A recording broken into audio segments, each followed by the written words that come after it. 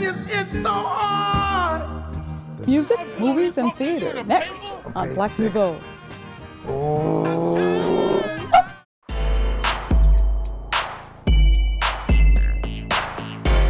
Good evening, and welcome to this edition of Black Nouveau. I'm Joanne Williams. This week we'll preview some of the films that will be featured at the Milwaukee Film Festival. We'll talk with J. Bernard Callaway, the actor who portrays Dr. Martin Luther King in the Milwaukee Rep's production of The Mountaintop. And we'll reflect on MATC's centennial celebration. But first, we look at the problem of infant mortality. The numbers are ugly. 98 babies died in Milwaukee in 2010, and the rate of infant deaths in Milwaukee's African American neighborhoods is rising, rivaling many undeveloped countries. Shanta Horton knows the pain personally. A baby close to her family died. He was only a month old. One morning, I got a phone call and they told me that the baby was not breathing. And it was a shock. I called my boss right away, let her know I won't be able to come in.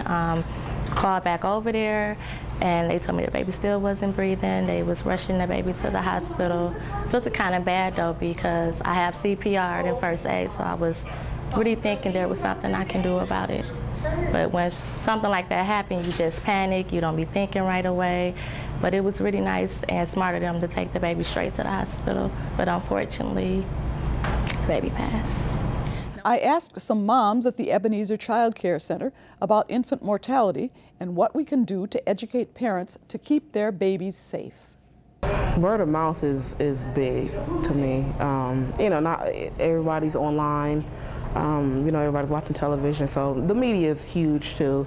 But word of mouth, and you have to be careful because parents don't want, you know, you telling them what to do with their children, how to raise them, but, you know, you want to let them know as best you can, you know, that's not safe. You know, talk to them as nice as you can and let them know. So word of mouth is huge. Mom kind of told me a little bit about that too, but it was mostly just going to my appointments and hearing it from the doctors. Do you think that's the best way to get this message out to people to keep their babies alive? Yeah, I think so.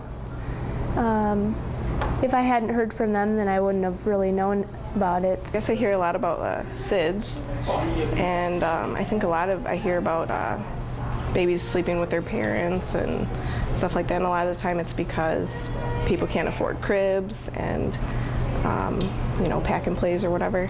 I would just say to word of mouth, basically talking, maybe if they have to hear it from someone that it happened to before, maybe might give them some push to do the right thing, you know. Maybe there are too many answers to the tragedy of infant mortality.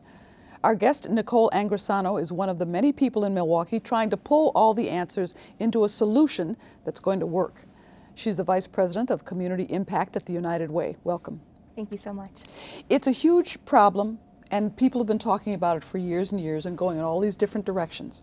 Why is United Way thinking that it can find the right path?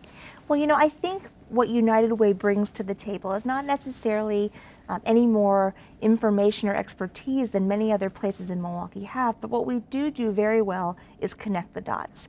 We have demonstrated the capacity to bring together divergent and disparate groups to solve problems. The example I'll give you that your readers might be, or watchers might be familiar with, is that of teen pregnancy, where 6 years ago we really started from scratch, brought together community leaders representing all sorts of different groups in the community, and have really moved the needle to an all-time low in terms of the teen birth rates in this community, and that's the kind of model we want to extend to infant mortality. Now, there's a whole lot of money coming into this initiative. Where's it coming from, and how much are we talking about?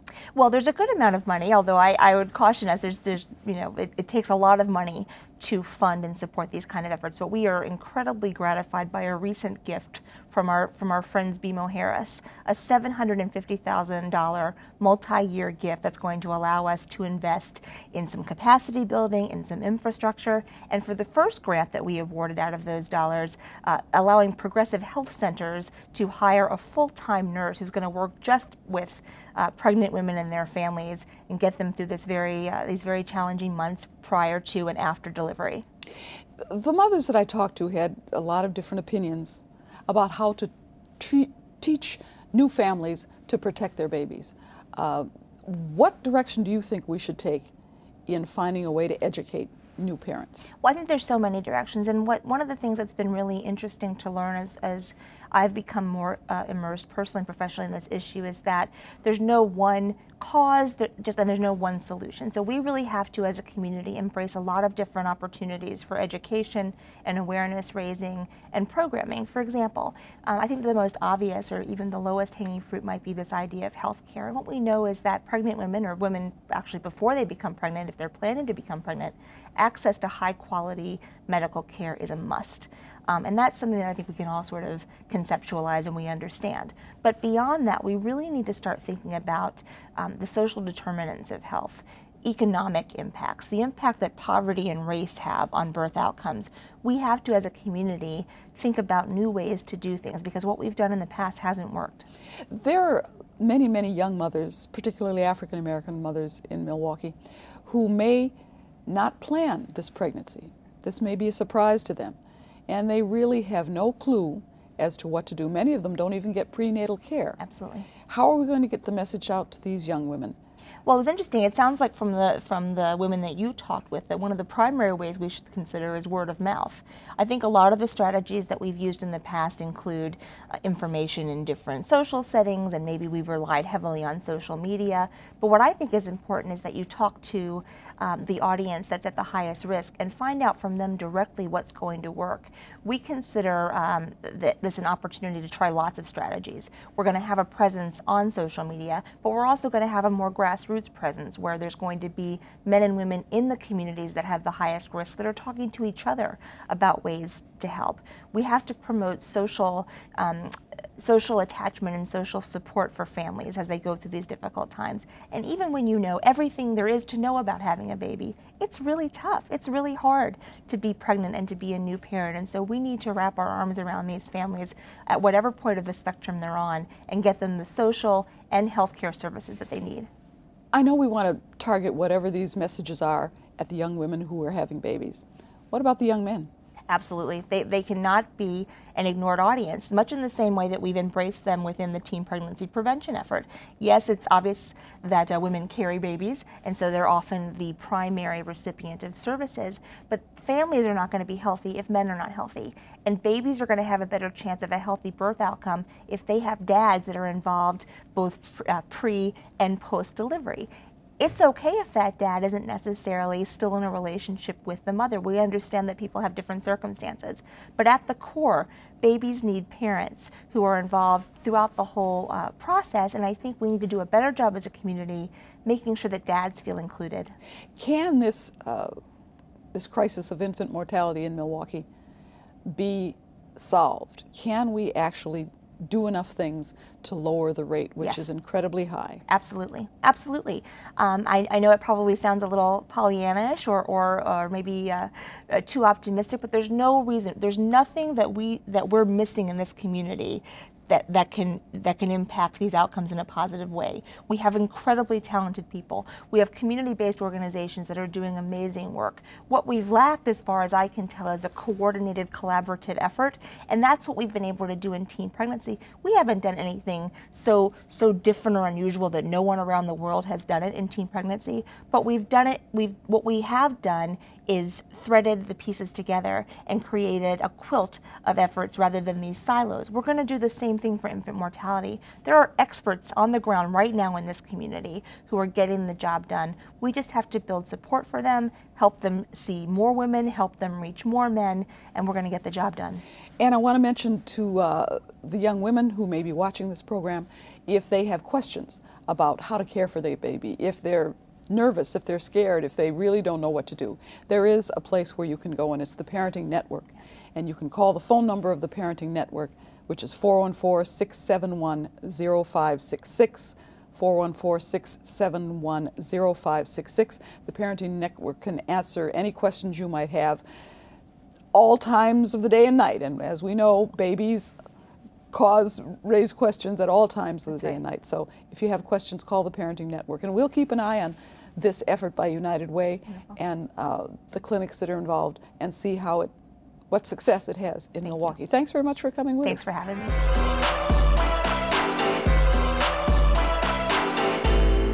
From the Sugar Hill Gang to Miriam Makeba, there's a lot of soulful music in the movies being offered in this year's Milwaukee Film Festival. Here's a preview of some of the films of special interest. Sugar Hill Gang was probably the first time people outside of the hood heard somebody rapping on a record. It's mega. I mean, they changed the face of hip-hop just by being like the ones that broke it like mainstream, like for the world to really see it. You were like, boom, you knew every word, and your mom knew the words to the song. I want to tell Wonder Mike, Master G, thank you, brothers. Because it opened the door for everything else that happened after.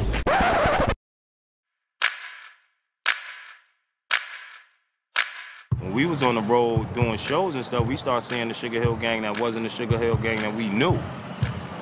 Like our old CEO was on stage rhyming. Next thing I know, he's coming out doing Master G. It's just like you going in front of the camera and saying that you know, oh, here I'm 50 Cent.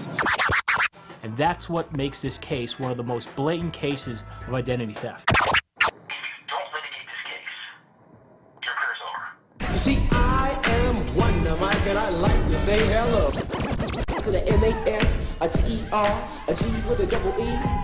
I want what's mine, and that's my rightful place in music history, dog.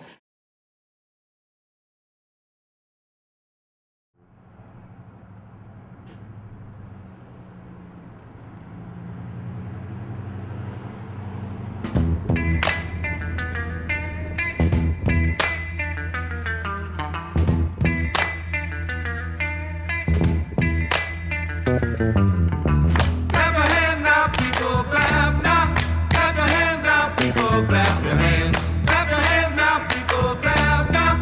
Clap your hands now, people, clap your hands. Clap your hands now, people, clap now. Clap your hands now, people, clap your hands. Clap your hands now, people, clap now. Clap your hands now, people, clap your hands.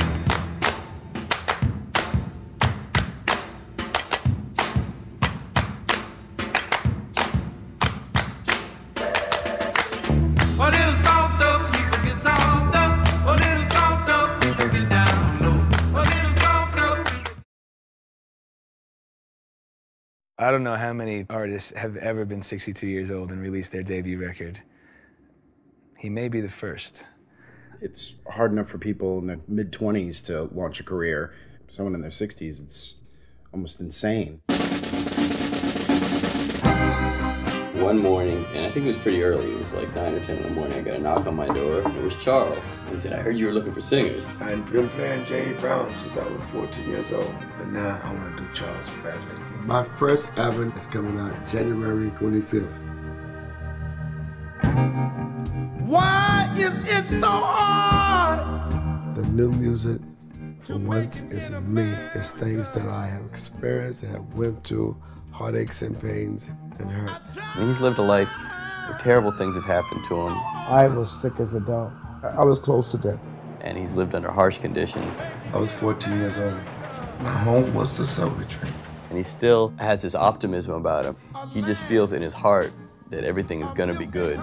Most people could have just given up and, you know, not done anything. And, you know, he's just been plugging away doing music forever. I never made enough money to support myself in music, but I'm hoping that this album will make a turning point for me.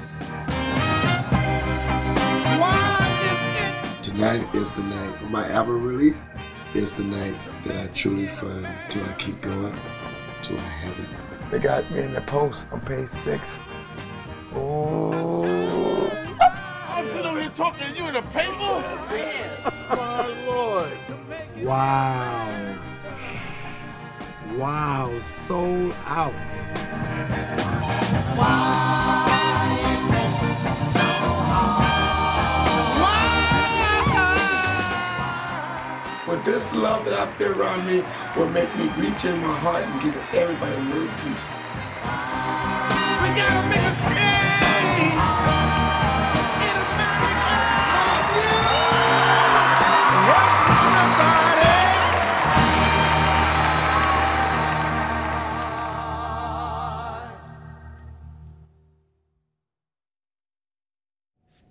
The 2012 Milwaukee Film Festival runs from September 27th through October 11th. For more information, go to www.mkefilm.org. For the past year, the Milwaukee Area Technical College, which owns channels 10 and 36, has been celebrating its centennial. The school has increasingly become important to Milwaukee's African American community because of its mission to provide technical training that's needed to develop today's workforce. Liddy Collins has more. Many of the ways of describing MATC is the last hope, the first hope. It is hope for the community because it brings opportunities that people perhaps would never be exposed to. MATC has a lot of beautiful programs. They is helping me out. They have like individual help and tutors and stuff like that. They even have Black Student Union for you to go sit down and do your homework after you get done. They have a lot of different work programs going on around campus, like the workshop downstairs. They have a place for you to fix your license, you know, and go through those kind of steps. They have a lot of programs around campus set up for the students. With the unemployment rate upward to 55.6% with Black males in Milwaukee, job training for real jobs is important. An asset of the community that is sometimes overlooked is Milwaukee Area Technical College, MATC. But what we are seeing is that we are able to serve the community by virtue of offering short-term training. So people, but on a path so that people can job out and then they can come back and continue along that path. That's what becomes important because the reality is that we know that students need to job out so that they can take care of their families. We meet all the on-demand requirements and standards of the industry, and we keep students prepared, and I'm a part of that, and it is just a wonderful experience. How many women are in my class? Instructor Jackie Reed is a native Milwaukeean. She grew up believing MATC was the place to aspire to if you wanted a technical job. Today, she thinks MATC is the place to be because MATC knows exactly where the pulse of the industry is and is prepared to train for it. The various schools around the country are having difficulties preparing high school level students, and Milwaukee is not unique in that same vein, but because we have so many students who are not preparing or not prepared or underprepared for the college experience, we are having to bring students up to the college level. My students say thank you. That is the first word that comes out, the first accolade that comes out of their mouth is that thank you for having a real class. Thank you for allowing us to come and be on the MATC campus. Thank you for the second opportunity. Thank you for believing in me, giving me another chance. My goal, my whole perspective is that every student can learn, giving his willingness coupled with my willingness to meet them where they are, to take them to the next level.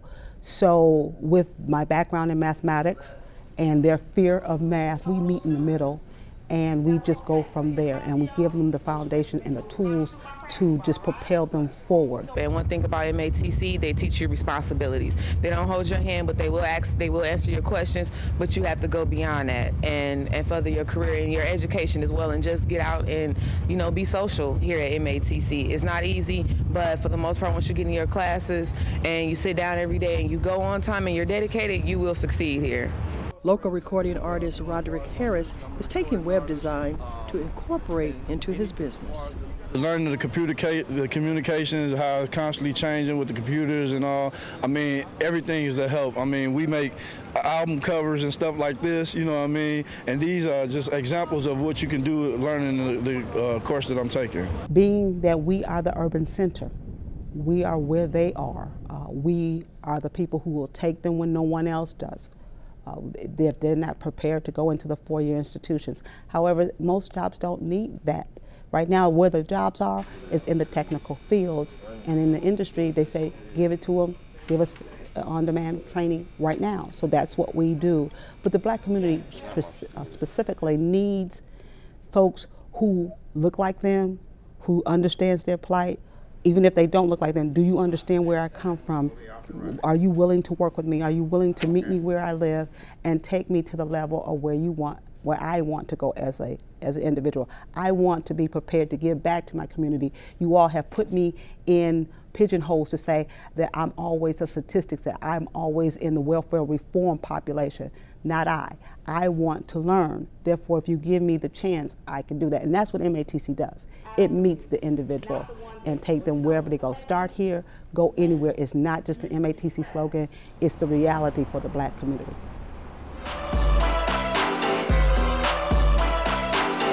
The Mountaintop opens this weekend at the Milwaukee Repertory Theater. It's one of a number of productions you can see in Milwaukee that looks at African American experiences.